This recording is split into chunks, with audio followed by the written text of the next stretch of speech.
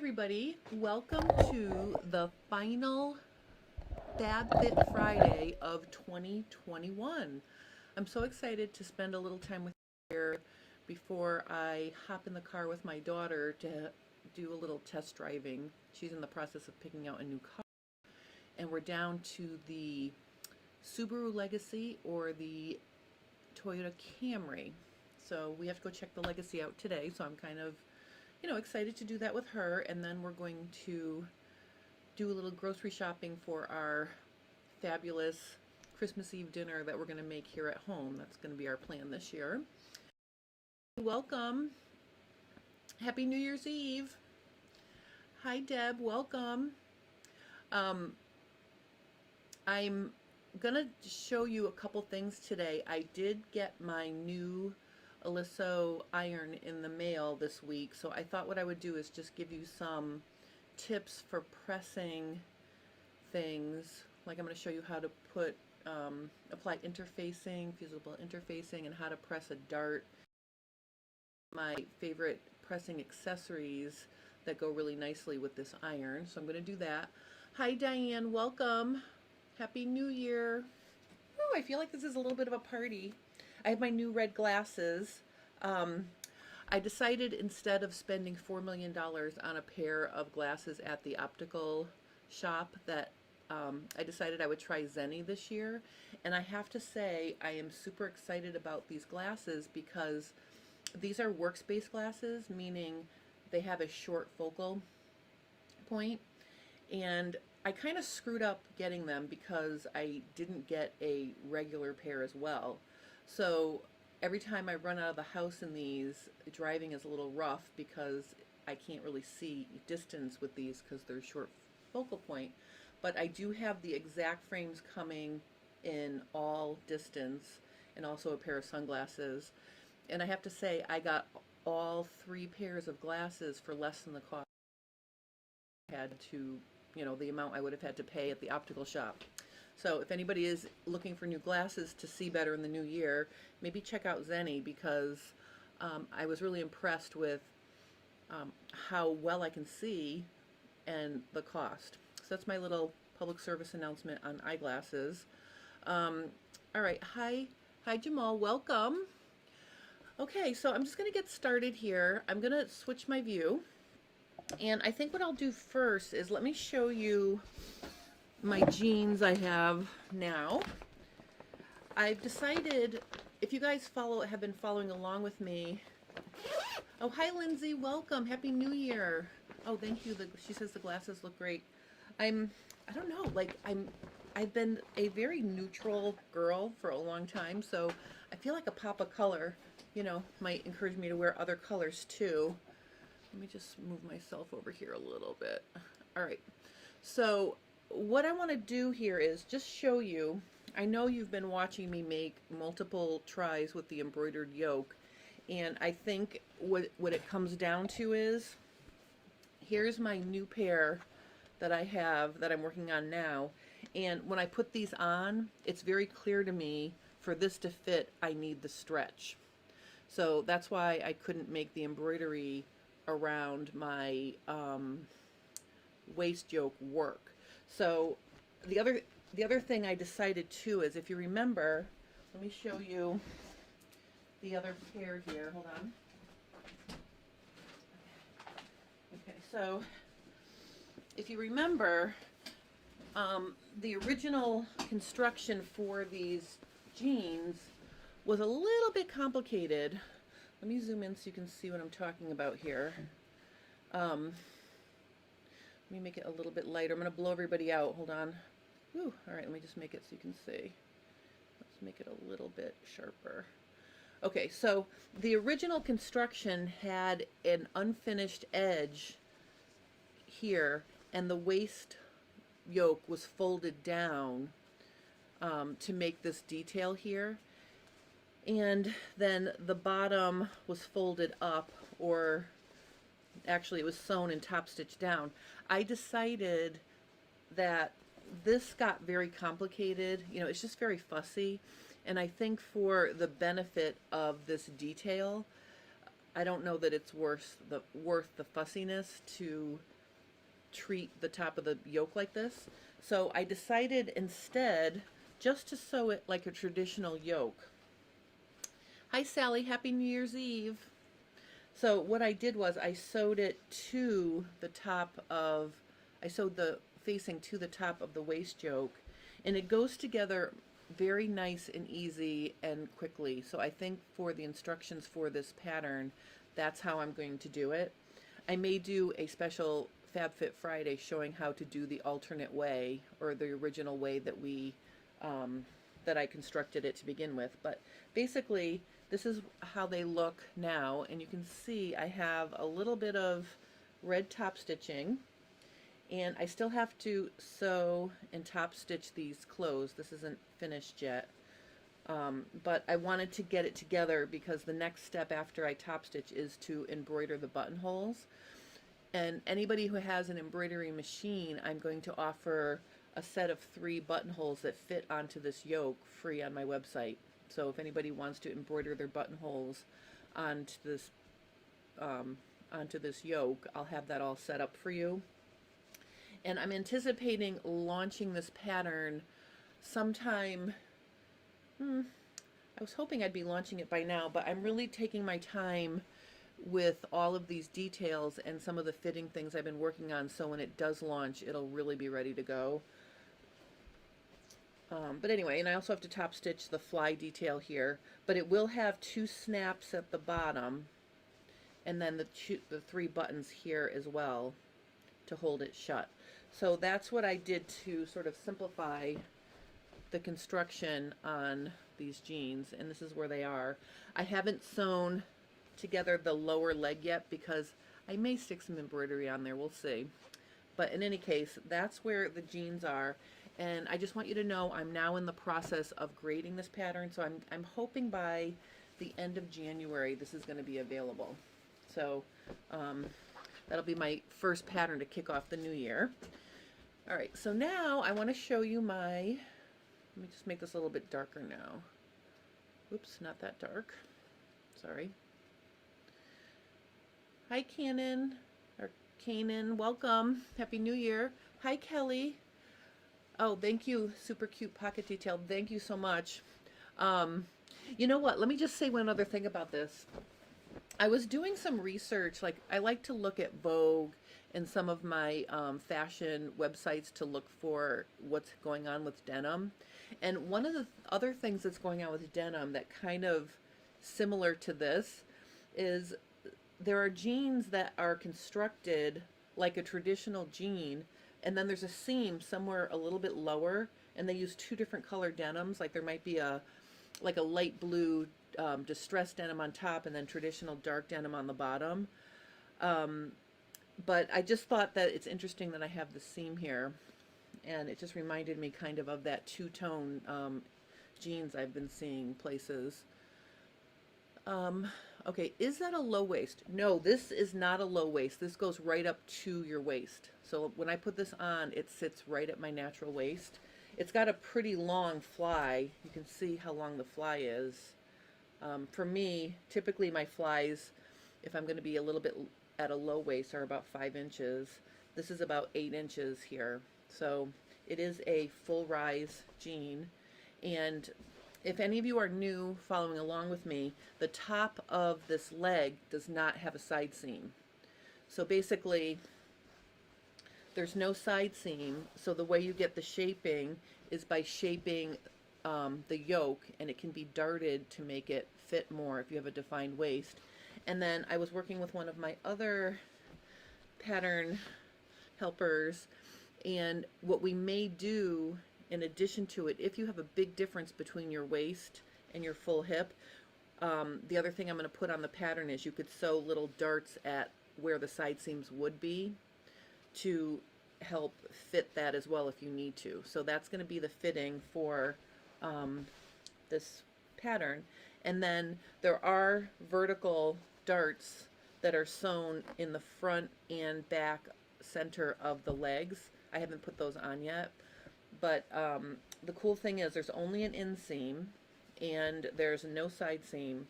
But again, I'm going to have darts for shaping. So that it's a little bit of a non-traditional pattern, and then the seam is designed to be right above your knee like leather jeans. So anyway, so this is kind of exciting. I've been working on this for a long time because it's got a little bit more detail and some fussy things that I'm trying to just make unfussy by the time I launch it. So let me just turn this inside out so you can see. I did redesign the pockets to be a little bit deeper. Okay, so you can see there's going to be a nice clean construction on the inside. All right, and I did extend the pocket bag out a little bit more, so the pattern piece is about 3/4 of an inch wider. So anyway, so that's one thing I'm working on for the new year. All right, so then my other big exciting thing I want to talk to you about is my new iron. I'm so excited. You know, Oliso sent me this iron back when it first came out, and mine had a crack in the water, so I could never put water in it. So they sent me a new one, and I want to just tell you, I am in heaven with the amount of steam that this thing produces. See, look at. And also, the other thing I like about this iron is I have to put spring water in mine because I have very hard water at my house. But the way you add the water is you put this little door open, and then the water just trickles in. There's like a little ramp in the cover, so it's very, very easy to fill this with water, as you can see. So I really love it, and the door stays shut. It's got like a little stopper in there that seals it shut. So I'm very, very happy with this. And so I thought what I would do is I would just share some of my pressing tips with you in celebration of my new iron. If you're unfamiliar with this Oliso iron, it's got this iTouch feature where if you're holding the iron and you're ironing, it's against the pressing surface, but then if you take your hands off, it lifts onto these little feet so you don't get you know, scorching, you know, if you forget. And then the sole plate has been redesigned with this diamond ceramic flow, it's called. And the other thing that you can see from the sole plate view is that they tapered the point so you can really get in and get into corners and iron things. So I'm very, very excited about this iron. Sometimes when I'm working on something, like let's say I'm turning an edge under, and it's a long edge, doing this and having it lift up and doing that and having it go back down can be kind of a pain. So you can actually shut off, oh, maybe you can't, okay, so my old version had a thing where I could shut that off, so I guess you can't shut that off now. So anyway, so I guess I'm going to have to learn to work with it lifting up every time and not being able to shut that feature off. Because my old one had a little on-off switch for the iTouch. But I can make that work. I'm not going to love this iron any less. The one thing I will say though is if you're holding on to it, ironing, lifting your hand off, make sure you are fully engaged with the surface before you start rubbing, because if you start rubbing like this, you could gouge your fabric and create more wrinkles. So you do have to be careful that it's fully engaged before you start ironing. Hi Diane, welcome. Happy New Year. New year, new iron. I'm so excited. Okay, so I think you guys all saw, I also got a new phone. See, I have my new fancy phone. Basically, what I want to show you here, I know you've probably seen this picture. If you're in my Facebook group or my Instagram or any of these things, I posted a finished picture of my husband's shirt that I made him for Christmas. He is so excited. I made him this fleece shirt. Let me just find the picture here. Hold on. Here he is wearing it. This is not a great picture. My daughter took this, oops, a minute. my daughter took this picture of us in the living room, and it wasn't really, it wasn't really great lighting, so this picture did not come out great. But I rubbed this, the red shirt in the foreground, I rubbed that off to make a pattern to make him a new gray one. Let me see if I can find a picture of it. Honestly, hold on here. Stop it. Let me just find the. Oh, here it is. Okay, so here it is at when I had it laying down.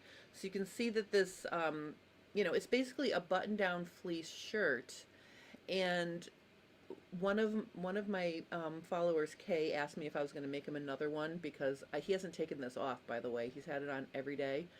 So at first I'm like, yep, maybe that'll be a holiday tradition. I'll make it for next year.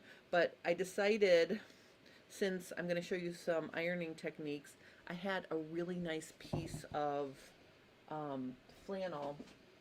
This is a super heavyweight flannel. So let me just show you this. I mean, this flannel is so heavyweight, it could probably be a bathrobe. That's how heavyweight this is. Let me just make it a little bit lighter so you can see better. Okay, so let me just stick this over here for a minute. So I cut all the pieces out to make another one of those button downs for my husband. And when I started cutting, I thought I would have enough fabric, but when I went to cut out the last sleeve, I didn't have enough room. So what I did was I matched the plaid as best I could right here, and I just sewed a piece together just on this part of the sleeve. So this will be the back part of the sleeve on one side, has this little seam in it, and I just serged it, as you can see. So that's the wrong side, that's the right side. It is a little bit noticeable because I trimmed a little bit too much off to create a perfect square here to keep it like this, but I think all in all that will not be very noticeable. So I was able to cut out all the pieces to make him another one of these shirts, and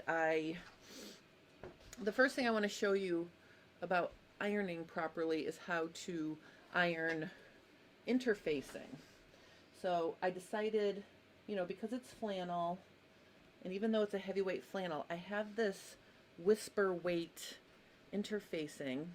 And actually, if anybody would like to get this whisper weight interfacing, my friend Gail Yellen sells it. It's called her Denny Fuse. It's so sheer. We can see how sheer it is. Okay, so I thought that this would make a nice, just a little bit of stability for the flannel pieces. So I've already cut out, I've already cut them out, and I have it laying here. Maybe that's a little bit too bright. Let me just make it a little bit, that's better. Okay, so sometimes if I'm going to use a interfacing that's heavier, like a tailoring weight or a medium weight interfacing, I would cut it so that the interfacing is not in the seam allowances to create less bulk on something heavy like this. But because this interfacing is so lightweight, I just cut it out the exact size. So when I want to press something, the first thing is, I know that my cotton linen setting is going to be too hot for this interfacing, so I'm going to switch it down to wool setting. And then the other thing I'm going to do is I'm going to use a press cloth, and I just use my regular pieces of natural linen as my press cloth. So I'm going to put a press cloth over my collar, and then I'm going to want to start in the middle. So I'm going to put the iron on the, on the interfacing side. My interfacing is side up, and I'm just going to pat it, okay? And then I'm going to move over to, towards the end. So one rule when you're doing interfacing is you want to pat, not rub. Notice I'm not rubbing, and you want to work from the inside out. Hi, Judy. Welcome. So, and then when you get to the very end, okay, you just keep patting. And I have probably about 10 seconds for this interfacing. Okay, so now that I did that, and I'm going to come back here and I'm going to finish this end. This does not need steam. Okay, so I'm just pressing for about 10 seconds. Okay, now let's look at what we have here. You can see that it gives the, it just gives the collar just a little bit more stability. So it's not stiff, it's just lovely. So that's how you're going to press your interfacing on. You're going to press it, 10 seconds, lift, press, lift, no rubbing. Okay, so that's my tip for putting interfacing on the wrong side of your garment. Then I want to show you how to do a dart. Now, of course, when you do a dart, you want to do a, you want to press it on a rounded surface. This is my mother's ham. This ham is probably older than me, so I'm always love it when I have a chance to use it because it's very sentimental. So what I'm going to do here is I am going to put, I just sewed a dart here on my press cloth actually. So what you want to do is, if you have one of these hams, you want to find the part of the ham that agrees with the shape that your dart is making. So see how I'm sort of finding the place where I can lay the dart along the curve of the ham and it's laying nicely. Now if you have a C cup or larger, or I'm sorry, a D cup or larger, you're going to press your dart intake up, and if you have an A to C cup, you're going to press the dart intake down. And believe it or not, the theory on that is, let me just make this a little bit better that you can see. All right, the theory on that is if you press it up, it's going to minimize or be less noticeable, and if you press it down, it will help create a shape for a bust. I've been pressing my D plus darts, bust darts up, and it works really well. They look nice, so that's the kind of the rule I go with. So the one thing you have to be careful of when you sew a dart is if you press your dart intake down like this and then start pressing really hard on that triangle dart intake, it's going to show on the right side of your garment.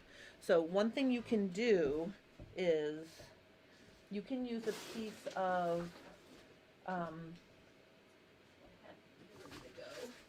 like a little, even just a piece of paper or something you can put between the fabric, the garment fabric and your dart intake as you press it. So you just want to press without pressing really hard, and so once you have it going in the direction you want, then I flip it over. Okay, and I like to come in when I'm going to do the tip of my dart. I like to actually get that sort of separate, or I press up to it like this, and then I can kind of smooth that out, and you can see if you're putting your dart on the sort of on your pressing surface where it molds, it's going to create the round shape that it's supposed to create. So I'm just giving it a little press there, but you never want to press really hard against that triangle because you don't want the imprint to show. Okay, this is see-through, so you can see through it, but basically that's how I like to press a dart, and you can see how nice the tip of that dart is now. Let me just stop and say hi. Hi, Joanne. Happy New Year. Hi, Jane. Jane says, I have the same tailor's ham that my mom bought me many years ago. Oh, I know. I have to say, I felt hams at stores, And there's something about this old one and how firm it is compared to some of the new ones that they're firm, but they're almost like too hard, some of them. So I feel like this has such an amazing, perfect amount of firmness with some give. I love this ham. Diane says, wow, I never knew that about pressing darts. Well, yay. I just wanted to share, a few tips, again, to celebrate my new iron. So that's how I do my darts. And then just a few other things, like, for example, you can use, let's pretend this is, let's pretend I hadn't pressed this yet. I already did press it. I should have waited. But the seam in this, the seam in my shirt here, if I want this to lay really, really flat, okay, but I don't want to press hard against the fabric, I guess my biggest tip should be, if you're not sure about your fabric, press a scrap of it and see what it does before you start working on your garment. But like if you have a fabric that you know you want this to be nice and flat and you want it to be nice and crisp, and you want it to lay like that, what you can do is you can give it some steam, okay, and after it's nice and steamy, if you take your another favorite tool, this is a clapper. This is kind of a fancy clapper because it has this part up here that you can also press points with. But if you trap the heat in the fabric with a wood clapper, it helps really cement that crease in or keep that seam allowance laying flat. So I am a lover of the clapper. And actually the reason why they call it a clapper is because you can actually beat your seams with it if you want to as well. So if something is not agreeing with you, you can, clap it with the clapper. You can trap heat with the clapper. I love this tool. And then the other thing I want to show you is if you're doing pant legs, like let's say I want to iron my seam, my inseam here.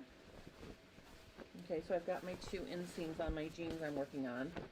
Okay, and you can see I have not pressed them yet. So let's say I wanted to press this, but a lot of times when you're pressing your seams on pants, what can happen is, like if I lay this so I can get my inseam to lay flat like this. Okay, so I've got it laying flat. So I could go in and I could press this, but sometimes what happens is when you press through your pant leg, you can actually press a line on the other side of your pant, like the seam allowance that's heavier can show on the back leg. So another tool that I really like is, this is just a piece of Teflon fabric with batting, and I think there's like a little piece of hard cardboard or something in there to make it stiff. But this works wonderful when you're doing pants because you slide it in like this, and then I can press my seam allowance without worrying about what it's doing on the back leg. So I really like this leg pressing tool. Okay, so you can see I can press it nice and easily and not worry about what's going on, the wrong side of the leg. All right. Just want to make sure it's all going the same way. We want it to go to the back, so it's got to go this way. Actually, let me turn it inside out so I can see.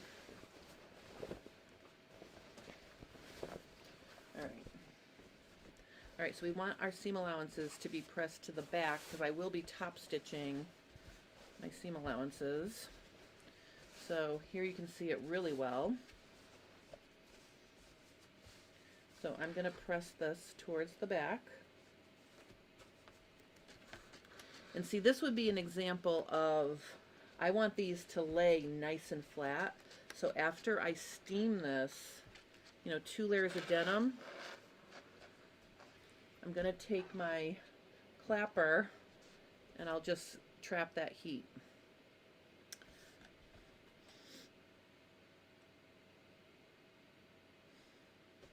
See how nice and flat that is now?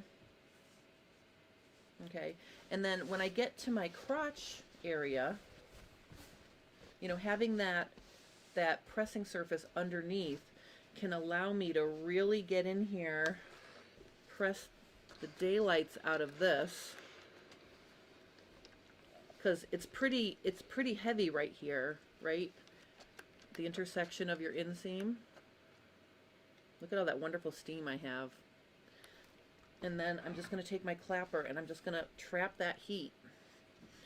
So having a clapper is a really good tool to be friends with your iron. So that's another tip. So see how nice and flat that is now? And then I can just keep scooting it right through.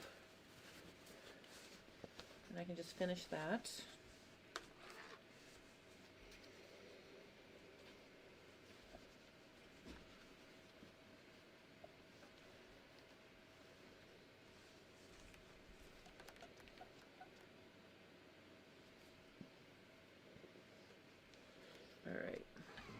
All right, so that's another one of my little pressing tips.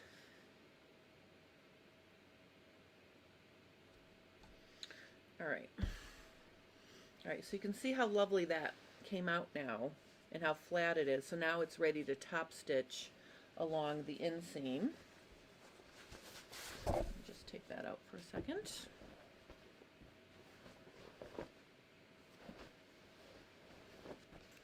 Okay. All right, so you can see, you know, now that it's pressed, you know, it's amazing how much nicer the seam looks from the right side after it's pressed. So if you're working on something and you're looking at your seams and they're not fabulous, the magic of pressing can do a lot to help things look nicer. So that's really what I wanted to share with you guys today. I will tell you, let me just switch my view. I will tell you that I am going to be producing the shirt I made for my husband. I'm going to fine tune the pattern and make it, I'm going to make a few changes to it based on, you know, my first sample was my husband's shirt, and really everything worked out really, really well. I'm just going to fine tune the neckline and the collar pieces because I had to woodgie them together a little bit because remember I rubbed those off. But after I get that fine-tuned and tested, and actually I fussed with them before I cut out my flannel pieces, so this will be my second test to see how it came out. But after I get that all set, I'm going to create a pattern from that, and it's going to be a like a big shirt, like an oversized shirt pattern. So I will be coming out with that. And actually, I'll do a little quiz here for you. This is like a little fun thing. My daughter, when she saw that, she's like, oh my God, Mom, she's like, you need to make shackets. Has anybody heard of shacket?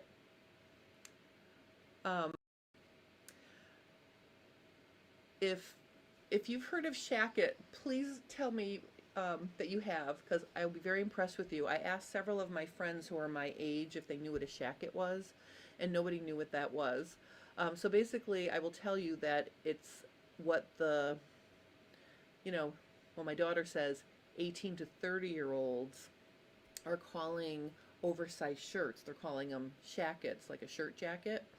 So I am going to be creating a shacket pattern. I don't know if I'm going to call it a shacket though, but basically I'm going to reproduce the pattern. So if anybody wants to make an oversized flannel or you know, button-down shirt, I'm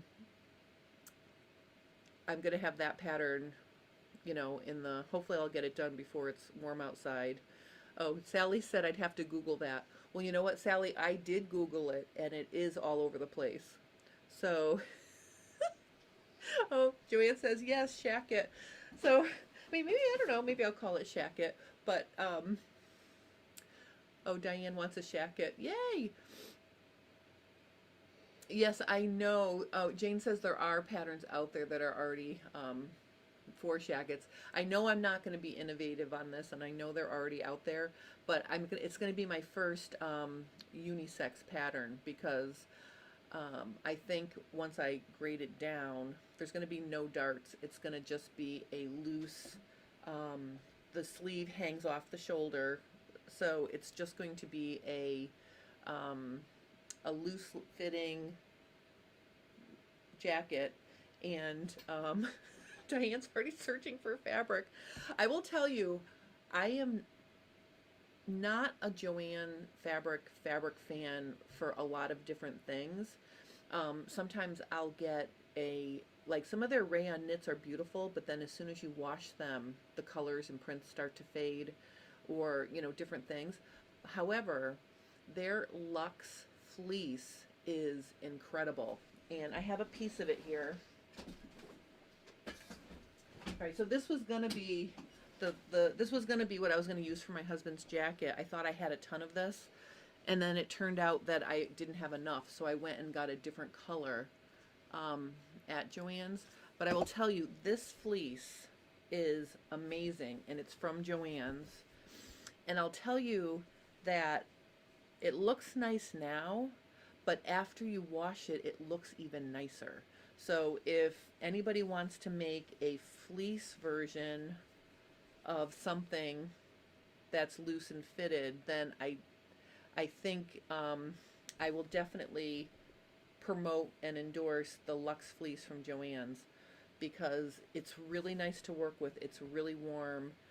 The one thing about this fleece is they recommend that you don't leave raw edges because they will fray, and you can pick the, and I think it even says it somewhere, or they told me that when I bought it, but you can't leave this kind of fleece raw edged, so everything has to be finished.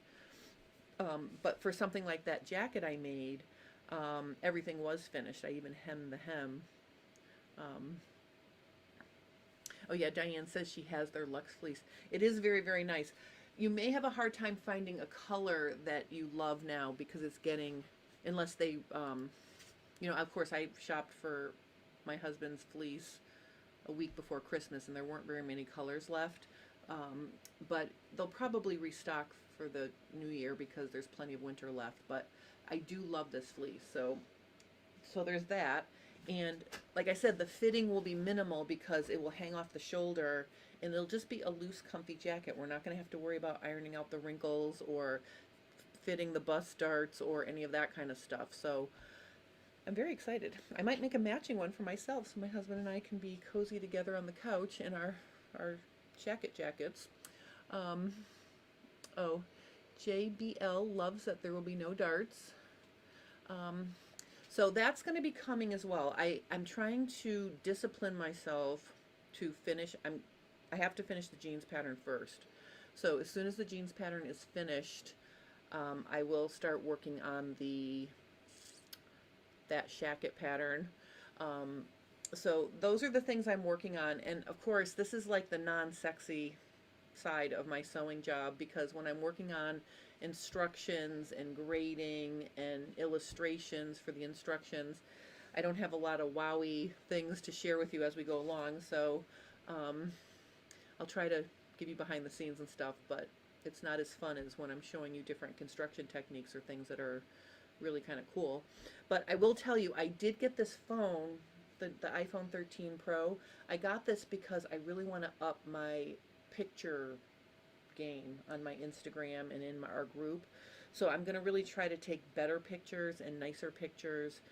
And I also think I'm going to try to do some shorts, like some video shorts, to be able to share more things with you in the new year as well. So that was one of my motivations for getting this phone, besides the fact that my phone started doing weird things.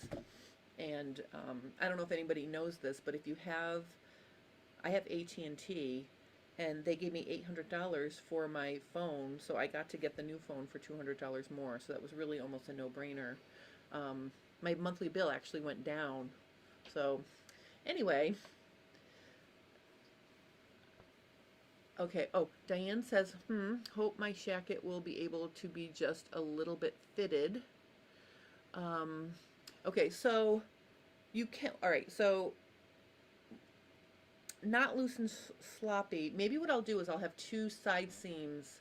I'll have a boy side seam that's straight, and I'll have a girl side seam that's got a little bit of fitting to it. So if you want to make a boxy boyfriend look, you can do that. And if you want to make a more fitted look, we can take it in on the side seam so it's not a tent. I don't want anyone to feel like they're wearing a tent. And Deb would like to know about the hips, hip size for the jeans pattern.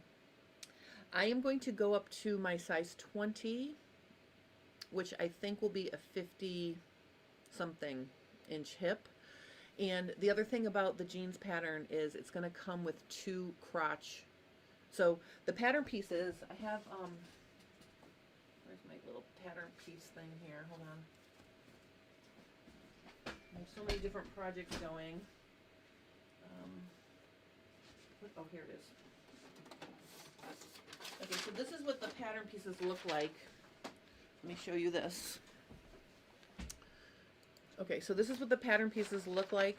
These are the average, this is the average crotch curve. I'm going to have a second top leg piece that has a low full hip. So the back of the crotch curve will actually be below the tip of the crotch.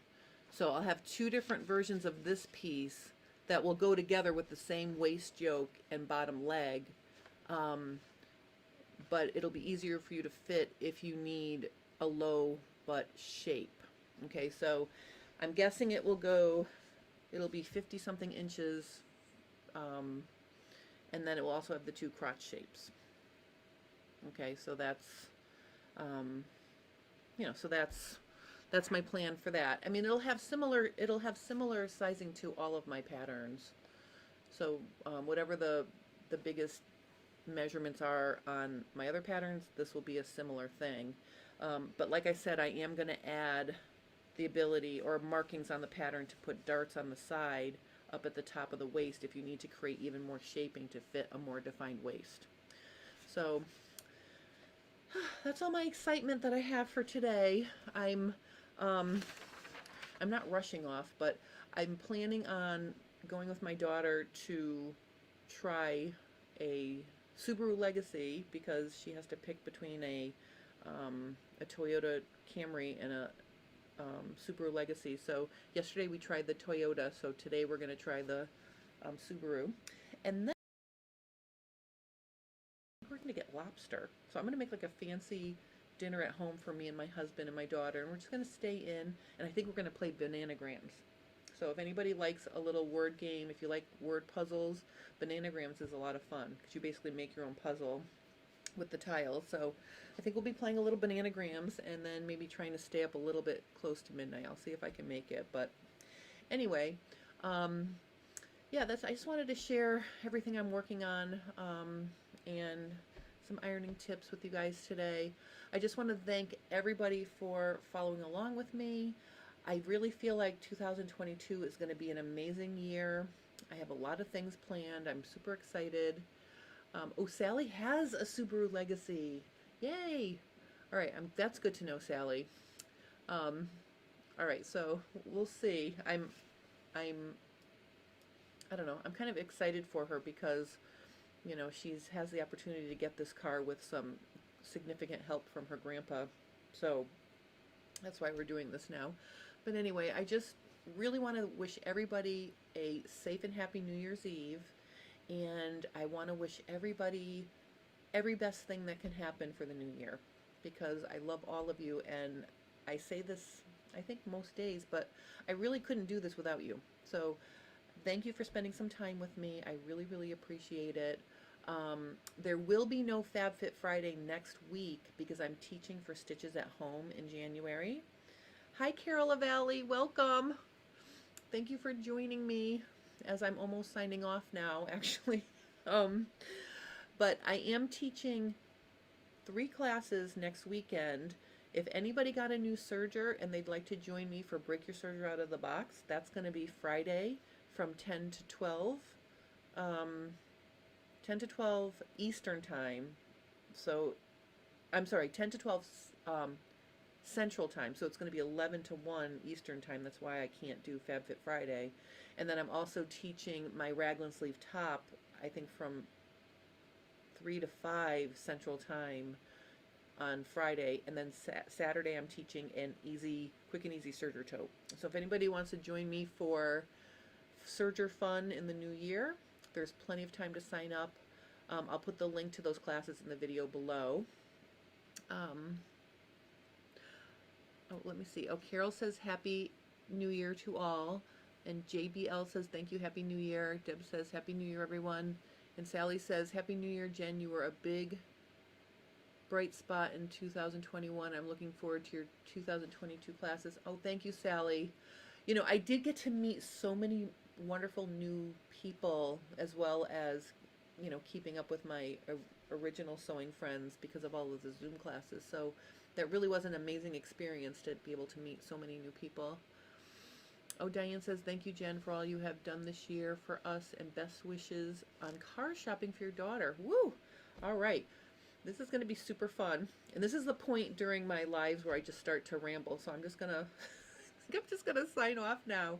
Everybody have a wonderful New Year.